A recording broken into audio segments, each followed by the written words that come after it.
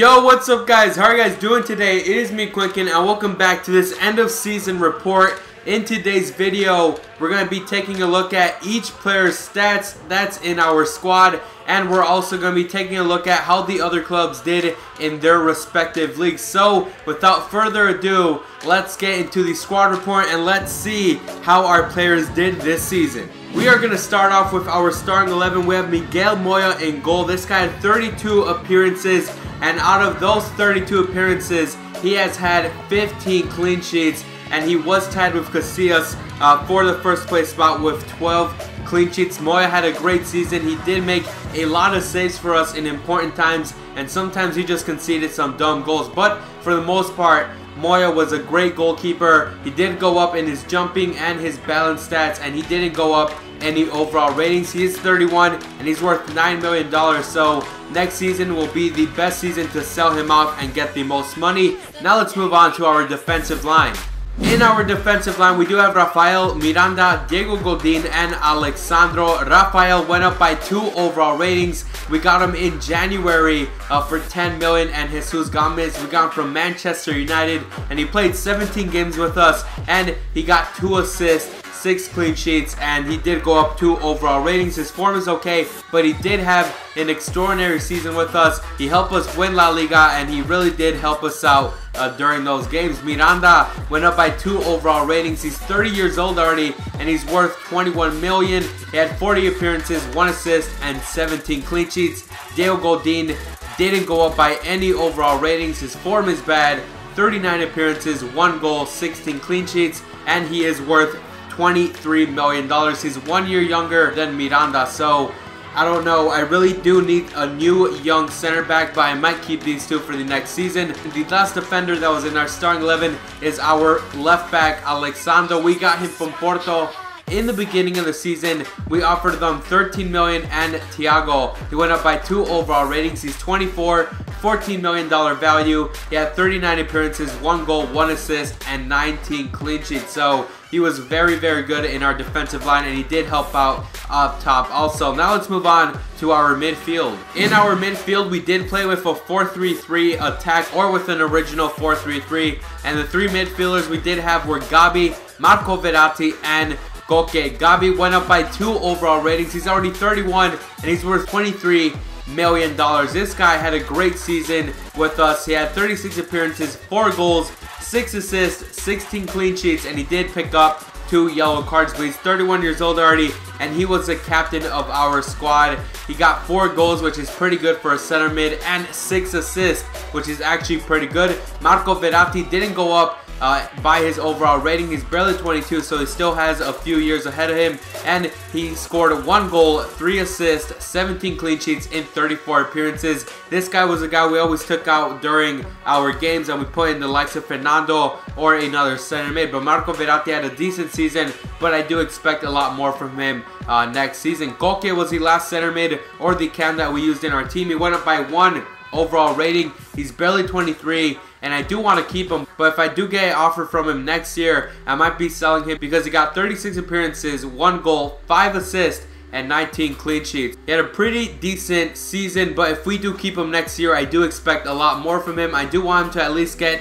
around 5 goals and more than 10 assists next season. So that is his target for the next season. Now let's move on to the forwards we had in our team. So the 3 forwards we did have were Alessio Cerci, Raul Jimenez, and Arda Turan. Alessio Cerci, in 34 appearances, he scored 9 goals, he got 7 assists, and 15 clean sheets. He did go up by 1 overall rating. His form was bad. I don't understand that. He had a great season with us, and he's 27 years old. He's going to stay with us for sure. Raul Jimenez, in 36 appearances, he did get 13 goals, 3 assists. He went up by 1 overall rating, and this guy had a great season with us. He was a great backup striker, and then he became our starting striker and did so much better than Mario Mandzukic. Arda Turan was the last player in our starting 11 that played a lot of games. He went up by 2 overall ratings, 28 years old, and he's worth $48 million. That is a bunch of money. If we sell him, that would be a ton of money going into our bank. But he did pick up 11 goals and 2 assists in 35 appearances. So Arda Turan, Alessio Cerci, and Gavi did pretty damn good this season, giving us those goals and those assists. But now let's move on to the other players in our team. Here is one of the best signings I made this year, Terence Kongolo. He went up by 3 overall ratings. Jesus Christ, he had 30 appearances, 2 goals, and 16 clean sheets. And this guy did so well for us. When Diego Godin and Miranda got injured, this guy helped out a lot in defense with Jimenez. But look at that, he went up in agility, jumping, sprint speed, balance, and most of his technical stats except for penalties. But this guy had a great season with us, and he went up 3 overall ratings. I expect a lot from him next season. Jan Oblak was our backup goalkeeper. He didn't go up in any of his overall rating, but he did go up in his attack position, his interceptions, and his acceleration, and he had 24 appearances and 12 clean sheets. So every 2 games, Jan Oblak gave us a clean sheet, which is very good, and he got a 6.9 average rating. Antoine Griezmann was a guy that we did use a lot towards the end of the season, and we did use him a lot in the beginning too. He had 47 appearances, 10 goals, 5 assists, 15 clean sheets. He went up by 1 overall rating, and this guy had a tremendous year with us, just like Alessio Cerci. These 2 on the wings were so deadly, and this guy was great for us up top. Mario Mandzukic is a guy that I'm really disappointed with because we bought him from Bayern for $31.5 million. He was already in the squad when I took over, but now he has a $21 million value, and he had 30 appearances, 6 goals, and 4 assists. That's not that good for a striker of his stature, but 4 assists is actually good. I would expect him to get more goals, but he didn't play that well for us, so I might be selling him next year. Raul Garcia was a very good player that was on the bench. He did come on a lot of times, but he only had 27 appearances. He scored in 5 goals and 4 assists. This guy was very consistent, and he did go up by 1 overall rating, and he still has a couple years ahead of him because he's 28, and he for sure is staying in our club because I barely played him, but his morale was very happy. Hector Herrera, we got him in the January transfer window, and we swapped him for Mario Suarez, and this guy did pretty damn good. 20 appearances, 3 assists. If we would have doubled the amount of appearances he had, he would have gave us 6 assists, so that is pretty good from Hector Herrera. And Juan Fran was the last player on our bench that played a ton of games and went down by 1 overall rating. He is 30 years old already, so he is getting up in his age. He got 38 appearances, 18 clean sheets, a 6.4 average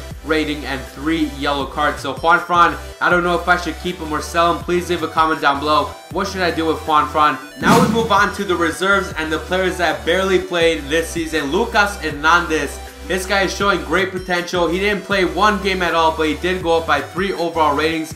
He's barely 19, so that is pretty good. I am going to use him a lot next season. He went up in his acceleration. He went up in everything. This guy is freaking crazy, so I am going to use him a lot next season. No appearances, but he did go up by 3 overall ratings. Jose Maria Jimenez is a guy that we did use a lot, but he only went up by 1 overall rating. He had 14 appearances and 6 clean sheets. He sometimes came on in cup games or in the Champions League, and he did a pretty decent job. Andres Robles, this guy had no appearances, but he did go up by 2 overall ratings, and he was on loan from the Wanderers, so he's going back at the end of the season.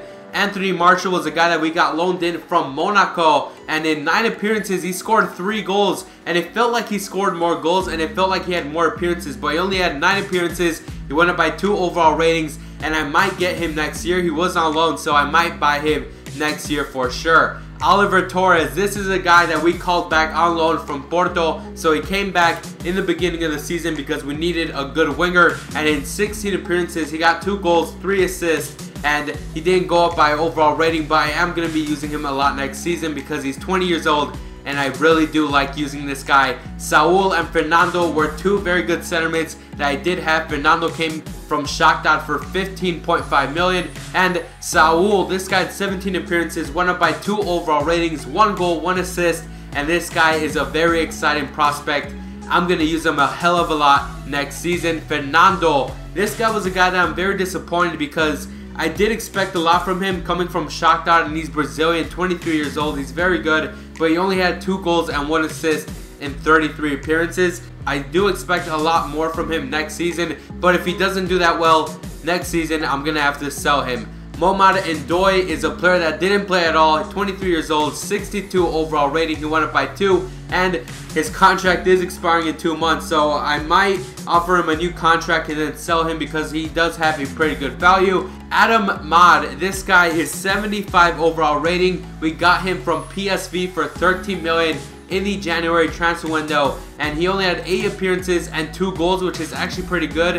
And Adam Mahed was a guy that I was very impressed with, because every time he entered into the game, he did make a difference, and he always had some good shots on target. He didn't go up in any of his attributes, but he still had a great season with us when he came from PSV. Now we made it to the last 3 players. Samuel Saiz is the first player. He only had 3 appearances and he went up by 3 overall rating. So every time I played him, he did go up by 1 overall rating. He's 24, $800,000 worth of money, so I might sell him next season to get some more money. Daniel Aquino, this guy's a guy that I might be selling or loaning out next year because he's 24, 73 overall rated, and I do expect a better overall rating from Aquino. He did have 10 appearances, 1 goal, and 2 assists, so that is pretty good. Christian Ansaldi is the last player that was in our team for the whole year. He was on loan from Zenit, so next season he is going back. He went up by 2 overall ratings. He's 28. And he had 26 appearances and 10 clean sheets. Ansaldi was pretty good, but I'm not looking to buy him next season. So hopefully Zenit is happy that we did grow him when he was over here in Atletico Madrid. But now let's move on to the players that were loaned out for the whole season. Alright, so we're just going to skim right through these. Emiliano Insua was on loan at Rayo Vallecano. He went up by 1 overall rating. He did get some good appearances, giving 2 goals and 1 assist, but only 2 clean sheets, so that is pretty bad from Insua. He did score a good amount of goals and good amount of assists, and he did have a fairly amount of appearances. Toby Alderweireld was on loan at Southampton, and he didn't even play 1 game. He's 26 years old, and he's going to be a good backup center back for us. Silvio was on loan to Benfica, but he only had 7 appearances. He went up by 2 overall ratings, and he got 1 clean sheet. Ruben Perez was on loan at Torino, went up by 1 overall rating, but he didn't have any appearances.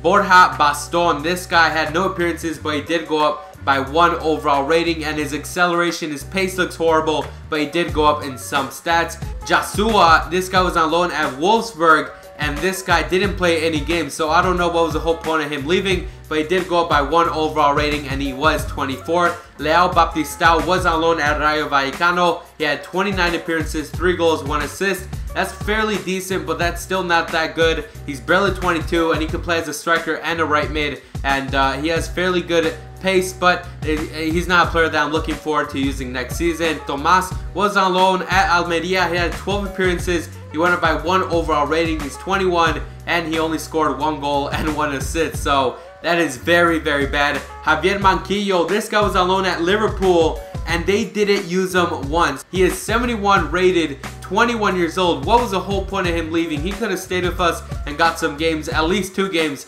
but he didn't get any games at all with Liverpool. Emiliano Velasquez is the second to last player. He was on loan at Getafe, and he went up by 1 overall rating. He's 21 years old, and he got 20 appearances and 1 assist with 6 clean sheets. That is actually pretty decent from this 21-year-old. Now we made it to the last player, Guilherme Siqueira. This guy was on loan at Bayern Leverkusen. There was no room for him this season because we had Ansaldi, and he was much better than Siqueira. So he got 6 appearances, 1 goal, and 1 yellow card. He did not go up in any overall rating, but he is coming back next season. I'm looking to sell this guy because I really don't like him. But this is the end of the squad report. Now let's move on to the clubs, and let's see how they finished in their respective league. We are going to start things off with the BPL. Chelsea got first place with 98 points, 38 games played, 31 wins, 5 draws, 2 losses, 98 points. That is so insane. They won the BPL by a landslide. Arsenal got second place with 83 points. Manchester United got third with 82. Liverpool got fourth with 81. Man City got fifth with 79. Spurs got sixth with 75. Everton got seventh with 68 points. And Newcastle made it to eighth with 59 points. So there is a huge difference going from first to eighth place. But let's see who made it in the last 3 positions and are going to be relegated. West Brom, Burnley, and Leicester City are the 3 teams going down to the 2nd division of the English Premier League. But let's see the teams that might be coming up to the BPL. We have Norwich City in 1st place, Cardiff City in 2nd, and Watford in 3rd. Fulham are in 4th. But the top 3 are going to be going to the BPL. Now let's move on to the next league. The next league is the French League, and PSG won with 100 points. And they got 31 wins, 7 draws, and no losses. That is so insane. PSG completely dominated in the Ligue 1. Marseille got 2nd place with 82 points. Saint Etienne got 3rd with 77. And AS Monaco got 4th with 74.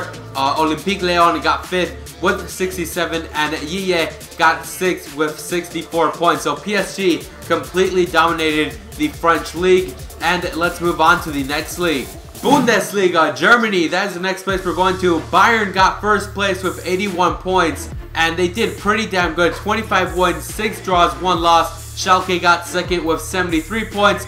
Wolfsburg got 3rd with 68 points, and Dortmund got 4th place with 66 points. So Dortmund did pretty bad this season. Hopefully they do better next year and they can actually take the lead of the Bundesliga. But now let's move on to the other league. Italia, we move to Serie A. Juventus got 1st place with 92 points, 29 wins, 5 draws, 2 losses. Milan got 2nd. Yes, Milan got 2nd place with 88 points. And Juventus and Milan were neck and neck, but Juventus did take the Serie A title. Milan came in 2nd, Roma in 3rd with 74, Inter in 4th with 71, and Fiorentina were all the way in 5th with 61 points. So Inter, Roma, and Milan did pretty good this season, but Juventus did take the title.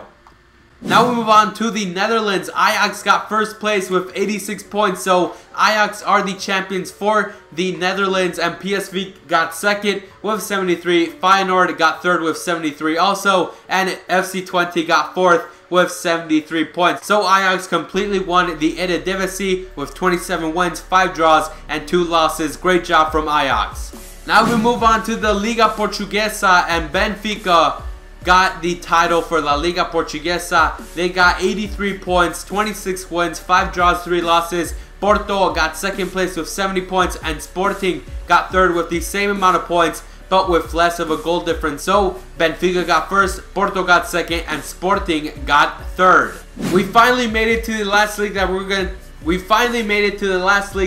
take a look at. We finally made it to the last league that we were going to take a look at. It's the Spanish league. Yes, La Liga. This is a league we were in. And from another standpoint, you can say that this league was very tight. And it was. But we did win the league with 82 points. Real Madrid got 2nd with 81. And Barcelona got 3rd with 78. Leaving Valencia in 4th. Sevilla in 5th. Athletic Bilbao in 6th. Villarreal in 7th. And Malaga in 8th. But Real Sociedad had a horrible season. They placed 11th place, and they should be a team fighting for the top 8 positions, but they did get the 11th place. But if other people did see the league, they would say that this was very close, and it was, but we did come out on top, and we won La Liga, so we got extra money and all that good stuff. But now let's see who won the Champions League. Was it either Chelsea or Barcelona? We're going to take a look at it right now. The Champions League winners were Barcelona. Yes, they beat Chelsea 2-1. Barcelona won. I can't believe they won. I freaking hate Barcelona, but they... So Barcelona were the winners of the Champions Cup or the Champions League, whatever the hell you want to call it. Barcelona won 2-1. They beat Chelsea, but let's see how Barcelona made their way to the final. They faced Feyenoord in the round of 16, and they beat them 2-2 and beat them in penalties 5-4. Then in the quarterfinals, they faced Roma. Roma was in our group, and they did beat them 3-2. And they made it to the semis to face Real Madrid, and they completely smacked Real Madrid 4-1. And they made it to the final and beat Chelsea 2-1. Now let's see Chelsea's road to the final. They faced Juventus in the round of 16, and they beat them 3-0. They moved on to the quarterfinals and faced Dortmund, and they beat them 4-2. And then they made it to the semifinals, and they faced us, Atletico Madrid, and they knocked us out, made it to the final, and lost versus Barcelona. So Barcelona are the winners of the Champions League. props to them. They did pretty good this season in the league, but they did finish third, but they did win the Champions League. But I wanted to take a look at how but I wanted to see who won the Spanish Cup, to see who we will be facing for the Spanish Cup, to see who are we get. But I do want to see who won the But I do want to see who won the Spanish Cup, because I'm curious to see who we are going to be facing in the Super Spanish Cup, and it is Real Madrid. They beat Barcelona 2-1, so we will be seeing Real Madrid in the Super Spanish Cup. Hopefully we win that. But this is the end of the video, and the next episode will be the second season of the Atletico Madrid career mode. If you guys did enjoy this video, remember to leave a like and a comment down below. But that's enough of me. I'm Quinkun, and I'll see you guys next time. If you guys made it to the end of this video, don't forget to follow me on Twitter at Quinkun. If you want to ask me some questions, go ahead and follow me, and I will reply to you as fast as possible. Also, if you're new, subscribe. I take out quality FIFA 15 content, and if you missed the previous video, I will leave an annotation to that on the screen. Go ahead and do that right now.